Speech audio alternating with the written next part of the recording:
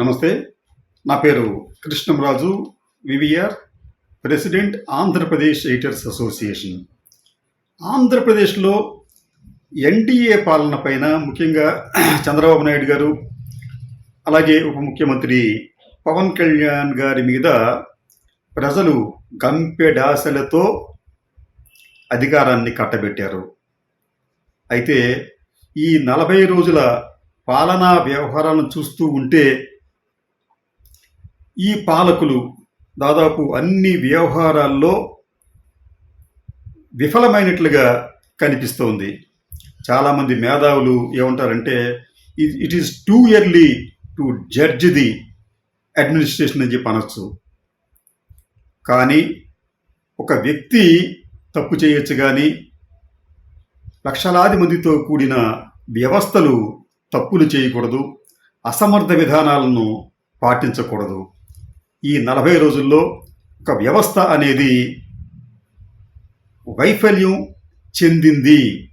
ఆ వైఫల్యం కూడా ఒకటో రెండో రంగాలకు కాదు, అనేక రంగాలకు ఈ వైఫల్యాన్ని వర్తింపచేసే విధంగా వారి పరిపాలన ఉంది. దీంట్లో చాలా ముఖ్యమైనది శాంతి భద్రతల అంశం. గత 40 రోజులుగా ఆంధ్రప్రదేశ్లో దాదాపు 900 అవాంఛనీయ సంఘటనలు జరిగాయి. 40 రోజుల్లోనే 900 అవాంఛనీయ సంఘటనలు. ఇంకా కంప్లైంట్స్ ఇస్తే కనీసం వాటిని తీసుకున్న దాఖలాలు కూడా లేవు. వాటి మీద ఎఫ్ఐఆర్ కట్టని కేసులు కూడా అనేకం ఉన్నాయి. ఈ 900 కేసుల్లో సాధారణంగా జరిగే కేసులతో పాటు రాజకీయ కక్షలతో దాడులు, ప్రతిదాడుల కేసులు, హత్యలు, దహనాలు, భూ ఆక్రమణలు, మరీ ముఖ్యంగా పసికందులపై కూడా దారుణంగా అత్యాచారాలు కూడా చేసిన సంఘటనలు ఉన్నాయి. మచ్చుమరిలో పాఠశాలకు వెళ్ళే ఒక బాలికను మానభంగం చేసి చంపేస్తే ఇప్పటి వరకు కూడా ఆ బాలిక మృతదేహాన్ని కూడా స్వాధీనం చేసుకోలేకపోయారు. ఇది విచిత్రమైన పరిణామం. ఎక్కడైనా కానీ ఒక బోరు బావిలో ఒక పసికందు పడిపోతే అతనిని రక్షించడానికి ప్రొక్లైన్లు పెట్టి ఆక్సిజన్ అందించి అతన్ని కాపాడటానికి విశ్వ ప్రయత్నం చేస్తున్నాం మనం. అదే సమయంలో ఆ పసికందు ప్రాణం గురించి లైవ్లు కూడా ఇస్తున్నాం. కానీ ఒక బాలికను దారుణంగా హత్య చేస్తే దాని గురించి ఇటువంటి ప్రత్యేక కథనాలు ఏ మీడియా ఇవ్వటం లేదు. ప్రతిపక్షం కూడా ఈ విషయంలో దానిని లేవనెత్తే ప్రయత్నం చేసింది, కానీ ప్రభుత్వం మీద ఒత్తిడి తెచ్చే విషయంలో ఒక రకంగా విఫలమైందనే మనం భావించాలి. అదే కాకుండా నెలల పసికందులను కూడా తమ లైంగిక వాంఛకు ఆంధ్రప్రదేశ్లో వాడుకున్నారు. ఇవన్నీ కూడా ఒక మహిళ రాష్ట్ర హోంమంత్రిగా ఉన్న నేపథ్యంలో జరగటం నిజంగా ఇది ఇబ్బందికరమైన అంశమే ఆ మంత్రి గారికి కూడా. ఎందుకంటే ఆ మంత్రి గారు కూడా గతంలో ఇటువంటి సంఘటనల మీద చాలా తీవ్రంగా స్పందించారు. ఇప్పుడు స్పందన బదులు ఇప్పుడు చర్యలు తీసుకోవాలి. ఆ చర్యల విషయంలో ఈ ప్రభుత్వం ఎందుకో ఉదాసీనంగా వ్యవహరిస్తుందేమో అన్న అనుమానం కలుగుతోంది. ఈ రాష్ట్రంలోని శాంతి భద్రతల పరిస్థితి చూస్తూ ఉంటుంటే మణిపూర్లో రావణాకాష్టంలో రగులుతున్న సంఘటనలు గుర్తుకొస్తున్నాయి. అక్కడ 2 వర్గాలు, కుకీ మైతీ వర్గాల మధ్య ఘర్షణలు ఏడాది కాలంగా సాగుతూనే ఉన్నప్పటికీ ఇప్పటికీ కూడా అవి ఇంకా నియంత్రణలోకి రాలేదు.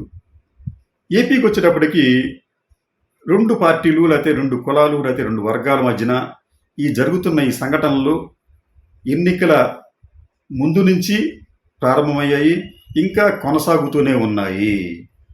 అంటే ఆంధ్రప్రదేశ్ కూడా మరో మణిపూర్ లాగా మారుతుందేమోనన్న భయం కలుగుతోంది.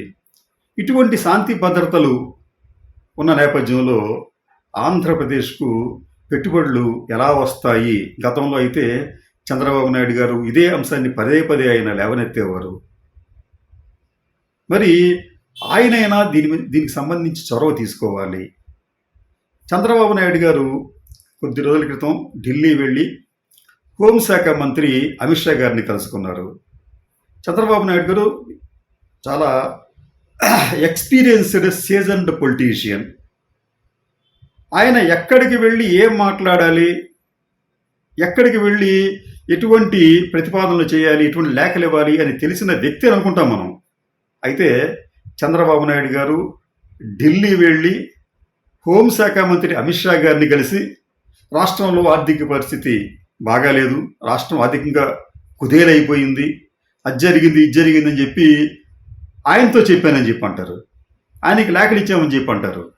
రాష్ట్రంలో ఆర్థిక పరిస్థితి బాగా లేకపోతే చెప్పవలసింది ప్రధానమంత్రి గారికో లేకపోతే కేంద్ర హోంశాఖ కన్నా కూడా ఆర్థిక శాఖ మంత్రి గారికో తెలియజేయాలి.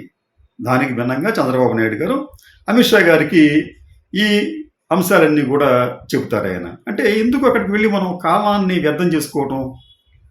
రాష్ట్రంలో శాంతి భద్రతలు మెరుగుపరిచే విషయానికి సంబంధించి వారి సలహాలు తీసుకోండి, లేకపోతే వారి సహకారం తీసుకోండి, కేంద్ర బలగాలను రప్పించండి అవసరం అయితే. అటువంటి పనులు మీరు చేయరు. ఇక ఈ ప్రభుత్వం గత 40 రోజులుగా చేసిన అప్పులు కూడా చూస్తూ ఉంటుంటే నెల రోజుల్లోనే దాదాపు 11,000 కోట్ల రూపాయలు అప్పు చేశారు. మరో 5,500 కోట్ల రూపాయల అప్పులకు సిద్ధం పడుతున్నారు. ఈ 11,000 కోట్ల రూపాయల అప్పులు అంటే వీటిని మనం సగటున చెప్పాలంటే చంద్రబాబు నాయుడు ప్రభుత్వం అధికారంలోకి వచ్చే నెల రోజుల్లో 11,000 కోట్ల రూపాయల అప్పులు తీసుకుంటే రోజుకు సగటున 336 కోట్ల రూపాయల అప్పులు చేసినట్లుగా ఉంది. ఈ మధ్యకాలంలో భారతదేశంలో ఇంత పెద్ద మొత్తంలో అప్పులు ఏ రాష్ట్రము చేయలేదు. కానీ గతంలో అప్పులకు సంబంధించి చంద్రబాబు నాయుడు గారు, పవన్ కళ్యాణ్ గారు, బీజేపీ పురంధేశ్వరి గారు నానాయాగి చేశారు. ఒకవైపు కేంద్ర ప్రభుత్వం ఆంధ్రప్రదేశ్కు ఉన్న అప్పులు 4.5 లక్షల నుంచి 5 లక్షల కోట్ల వరకే ఉన్నాయని చెప్పి చెప్తూ ఉంటుంటే, ఆర్బీఐ కూడా అదే చెప్తూ ఉంటుంటే, వీరు మాత్రం ఆంధ్రప్రదేశ్కు 15 లక్షల కోట్ల రూపాయలు అప్పులు ఉన్నాయని చెప్పి ప్రచారం చేశారు. వాటిని ప్రజలు కూడా నమ్మారు. ఎవరు అప్పుల గురించి పెద్దగా అవగాహన లేని వారు కూడా రాష్ట్రం అప్పుల పాలైపోయింది, రాష్ట్రంలో అభివృద్ధి లేదు అని వీరు చేసిన ప్రచారాన్ని ప్రజలు నమ్మారు కాబట్టి వారికి ఎన్డీఏ కూటమికి మద్దతునిచ్చారు. అయితే మరి ఎన్డీఏ కూటమి చేస్తుంది ఏంటి? మరి వీరు కూడా అప్పులు చేసే విషయంలో ప్రస్తుతానికైతే దేశంలోనే మొదటి స్థానంలో ఉన్నారు. అయితే వీరేం చెప్తారంటే ఈ గత ప్రభుత్వం ఆయా సంస్థల ఆస్తులను తనఖా పెట్టి అప్పులు తీసుకుందని చెప్పి ఆరోపణలు చేస్తున్నారు. అయితే ఈ చంద్రబాబు నాయుడు గారి ప్రభుత్వం తాజాగా చేయబోతున్న 5,200 కోట్ల రూపాయలు కూడా 2-3 సంస్థలను పణంగా పెట్టి అప్పులు చేస్తున్నారు. మరి వారు చేసిన తప్పే మీరు కూడా చేస్తున్నారనే విషయాన్ని వీరు కూడా తెలుసు. కానీ అప్పటి ఎన్నికల సమయంలో మేము ఏదో రకంగా అధికారంలో రావాలి కాబట్టి ఇటువంటి పనులన్నీ వాళ్ళు చేశారు. అక్కడ ఈ అప్పులతో పాటు ఇసుకకు సంబంధించి ఉచిత ఇసుక అనే దాంట్లో ఉచితం ఏముందో మరి ఎవరికి అర్థం కాదు. అంటే వాళ్ళు ఏమంటారంటే మీలాంటి వాళ్ళకి అర్థం కాదు అని ఒక ఎదురుదాడి చేయొచ్చు. ఉచితం అని చెప్పి దానికి ఏదో రకరకాల ఛార్జెస్ పెడుతున్నారు. అటువంటిప్పుడు షరతులు వర్తిస్తాయి అని చెప్పి అక్కడే ఉచితం పక్కన స్టార్ వేసి చేస్తే బాగుంటుంది. అక్కడ నేతి బీరకాయలో నేరుండదు, ఉచిత ఇసుకలో ఉచితం ఉండదు. అంటే ఇదో రకంగా ప్రజలను మభ్యపెట్టే అంశం. అలాగే మేము అధికారంలోకి వస్తే ఓల్డ్ పెన్షన్ స్కీమ్ అమలు చేస్తామని చెప్పి పదే పదే చెప్పారు. ఇప్పుడు మళ్ళీ దాని బదులు గతంలో జగన్మోహన్ రెడ్డి గారు ప్రతిపాదించిన గ్యారంటీడ్ పెన్షన్ స్కీమ్నే అమలు చేస్తామని చెప్పి చెబుతున్నారు. నిజానికి ఓల్డ్ పెన్షన్ స్కీమ్ని అమలు చేయటం అనేది భారతదేశంలో ఇక అసాధ్యమైన విషయం. ఇది ఏ ఆర్థిక రంగ నిపుణులు, ఏ పరిపాలనా దక్షత కలిగిన వారిని అడిగినా వారు చెబుతారు. కొన్ని రాష్ట్రాలు మేము ఇంప్లిమెంట్ చేస్తామని చెప్పి 3-4 సంవత్సరాల నుంచి చెబుతున్నప్పటికీ కూడా ఆ రాష్ట్రాలేమీ కూడా ఓల్డ్ పెన్షన్ స్కీమ్ తిరిగి అమలు చేయలేకపోతున్నాయి. ఈ విషయాన్ని గమనించాలి. కానీ ఉద్యోగులను కూడా వీరు విజయవంతంగా మభ్యపెట్టే విషయంలో సఫలమయ్యారు అనిపిస్తోంది.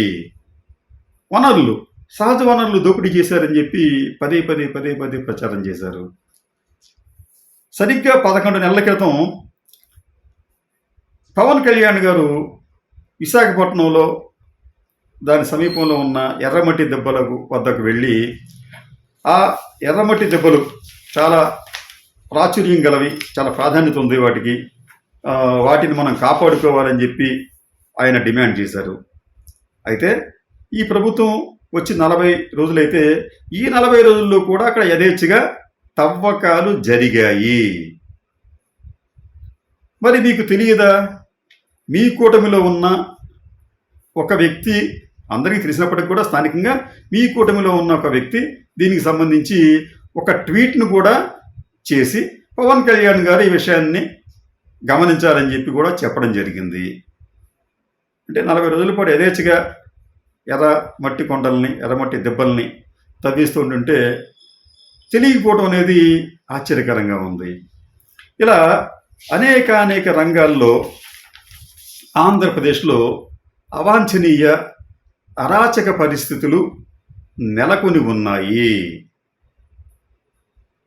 వీటిని సరిదిద్దుకోకపోతే, శాంతి భద్రతల పరిస్థితిని మెరుగుపరచకపోతే ఎన్డీఏ కూటమిని ప్రజలు ఏసడించుకునే సమయం ఎంతో ఉండదు. ఈ విషయాన్ని వారు గమనిస్తే రాష్ట్రానికి కూడా మంచిది.